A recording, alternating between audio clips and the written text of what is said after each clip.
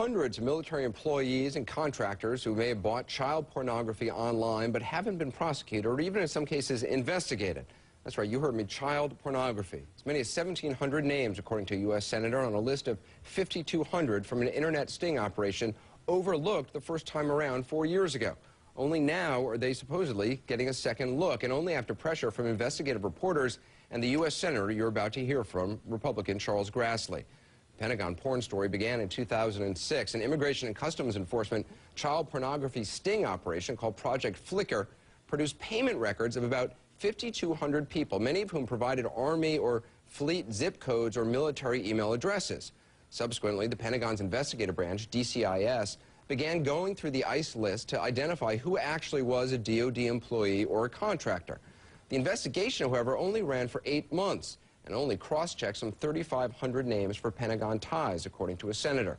According to DCIS documents revealed in a Freedom of Information Act request, out of that 3,500, investigators uncovered 264 employees or contractors, including staffers for the Secretary of Defense and contractors at the NSA.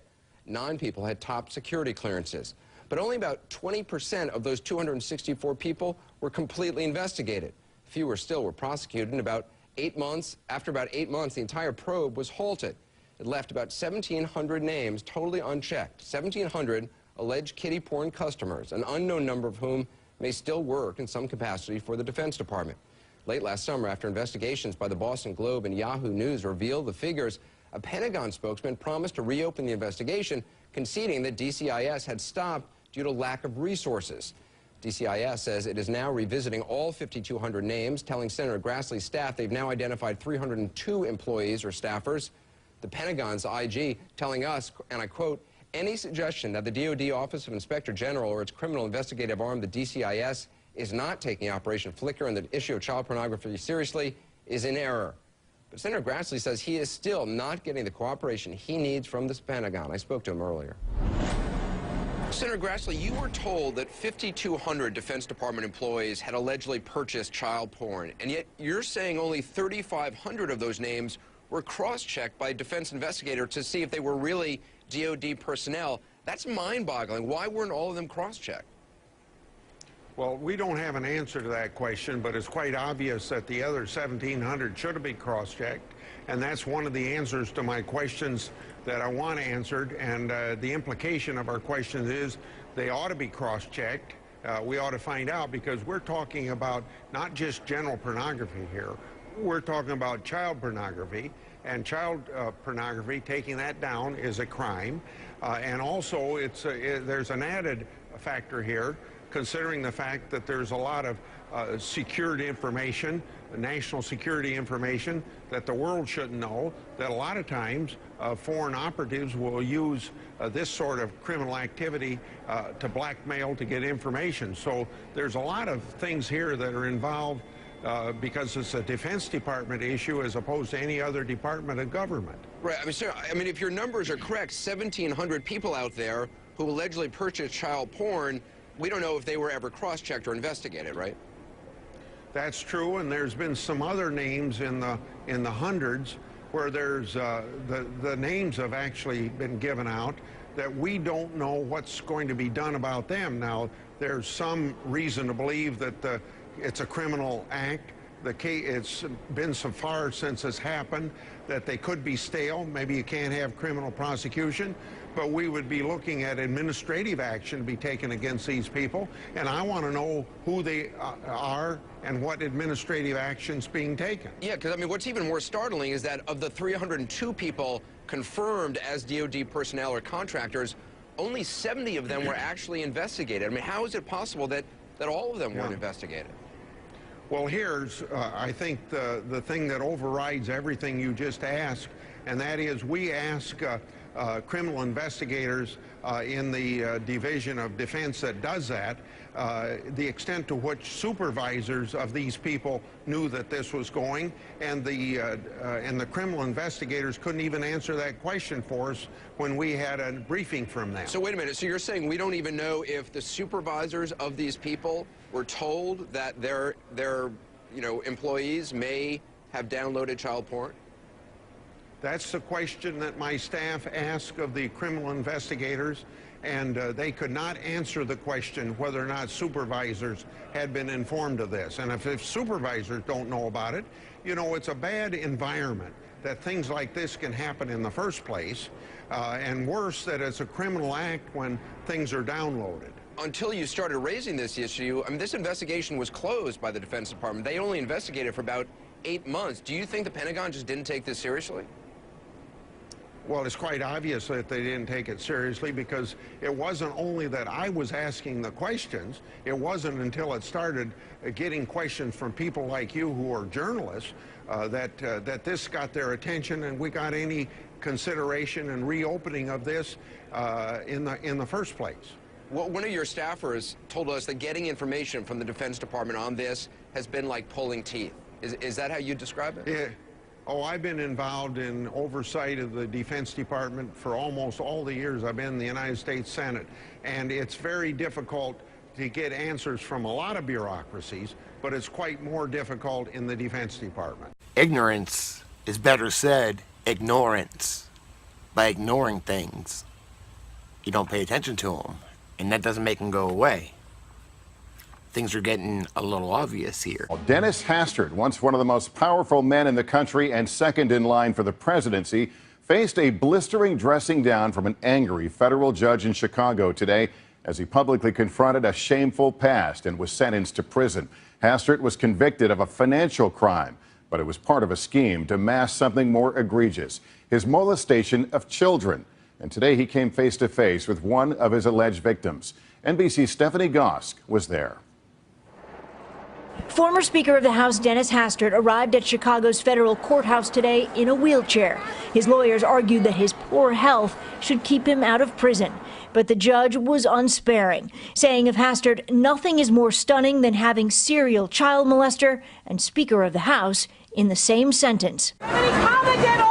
Hastert was sentenced to 15 months in prison, followed by 2 years of supervised release for illegally structuring cash withdrawals. Hush money used to pay a man who says Hastert sexually abused him when he was 14 years old. The statute of limitations on the alleged sexual abuse has expired, but Judge Thomas Durkin considered the allegations in giving Hastert nearly 3 times the original sentencing recommendation from the federal prosecutor. Today in court, the judge asked Hastert directly about Reinbold. So did you sexually abuse him? Yes. Standing to deliver a statement in a shaky voice, Hastert said, I wanted to apologize to the boys I mistreated when I was their coach. Still, the judge issued a harsh rebuke, concluding in his words that some actions can obliterate a lifetime of good works.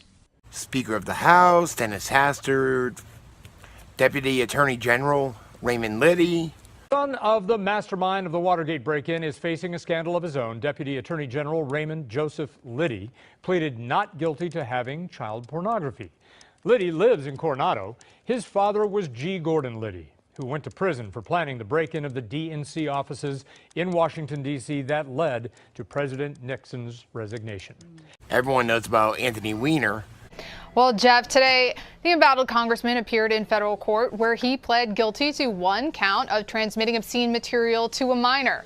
This is expected to resolve the investigation into whether he was exchanging explicit material with that 15-year-old girl you just mentioned. Now, this conduct allegedly happened last year between about January and March. And as you noted, while this investigation was supposed to be about transmitting sexually explicit material to an underage person, it became so much more. So, Paula, is he facing time now? He is. Under the law, he could potentially face up to 10 years, but under this agreement, they have agreed to ask for about 24 to 27 months, and he will also have to register as a sex offender. Ultimately, the sentence is up to the judge. It'll happen in September, but prosecutors, as part of this plea deal, have agreed to ask for much less than 10 years. Right, and so then there's always this extensive back and forth that goes into negotiating the length of time. We mentioned that statement where he said he has a sickness. How does the statement that he issued factor into that? Well, reading this statement, it's a lengthy statement here. He accepts responsibility for his actions. He says, I accept full responsibility for my conduct. I have a sickness, but I do not have an excuse. he apologizes to everyone that he has hurt. Now, this is what any good lawyer would tell their client to do: accept full responsibility for your actions and apologize. But Jeff, we know, because he's a very high-profile figure who has had some very high-profile missteps, that he has a history of apologizing, promising to do better, and then he does it again. But in this case, what he did, the person he was contacting was underage, and therefore it was a federal crime. You have de Blasio's aide, and we also have John McCain's aide. On Thursday, Jacob Schwartz, who works for New York City Mayor Bill de Blasio's administration, was arrested for allegedly having a significant amount of child pornography on his laptop. The 29-year-old staffer was charged with promoting a sexual performance by a child and possessing a sexual performance by a child under 16, both of which are felonies. According to the New York Post, Schwartz turned himself in at Manhattan's 13th Precinct and to investigators with the NYPD Computer Crimes Division. The Post also reports the illicit content on Schwartz's computer included 3,000 images and 89 videos. According to court documents, they showed young nude females between the approximate ages of 6 months and 16 engaging in sexual conduct on an adult male. John McCain aide arrested by pedophile ring investigators. John McCain aide Jeffrey Claude Bartleson has been arrested for raping children following a nationwide investigation into elite pedophile rings. And there's always fucking mayors, and I could barely find anything on the news about them. I had to read the articles myself. I apologize. September 13th, 2017. Seattle Mayor Ed Murray resigned on Wednesday after a fifth man publicly accused the Democrat of molesting him as a child. But Murray isn't alone. At least 11 then, current, or former mayors have been accused of child sex abuse-related crimes since 2016. Just last week, 78-year-old Dale Kenyon, former mayor of Clayton, New York, was indicted on charges of sexually abusing a teenager over the course of 3 years. Dwayne Shit, that's what I'm going to call him, because I don't know if it's it's shit. 61-year-old mayor of Randolph, Nebraska, was arrested in July on multiple child sexual assault charges. Police say Shit repeatedly sexually abused a minor over a course of 4 years, beginning when the victim was only 13 years old. Former Ohio Mayor Richard Keenan, a Democrat, was handed a life sentence in April 2017 after he pled guilty to repeatedly raping a 4-year-old girl. Keenan, who was first indicted in August 2016, will be eligible for parole after serving 10 years. He claimed during the trial that the 4-year-old was a willing participant. Anthony Silva, then mayor of Stockton, California, was arrested last August on charges that he provided teens with alcohol at a camp for underprivileged youth that he ran and recorded them playing strip poker. Kenneth Lewis Barrett, then mayor of Winston, Oregon, was one of 4 men arrested on March 19th as a part of a sex sting. Authorities say 4 men believe they were meeting a 14-year-old girl for sex. Barrett was carrying a concealed handgun when he showed up to the meet. The trial of a Georgia man last year convicted of molesting and raping an 11-year-old boy and a 12-year-old girl took a dark twist when the girl said that Christopher Wright, then a Georgia mayor, had also raped her and forced her to perform oral sex on him. Former Rockdale, Texas Mayor Darrell G. Walker was indicted in June on charges of sexual misconduct. A copy of the indictment said Walker engaged in sexual contact with a child younger than 17 by touching his genitals. Former Millbrook, New York Mayor Donald H. Briggs was indicted on felony charges in December 2016 in relation to alleged inappropriate sexual conduct with a person younger than 17. Upstate New York Mayor arrested on child pornography charges. August 31st, 2017. The mayor of the village of Stillwater is facing child pornography charges, according to a release from state police. Police obtained a search warrant Thursday and arrested Ricky W. Nelson, 62, at his home in the Capital Region. For some odd reason, most of these aren't mentioned on the news. Fucking stoned.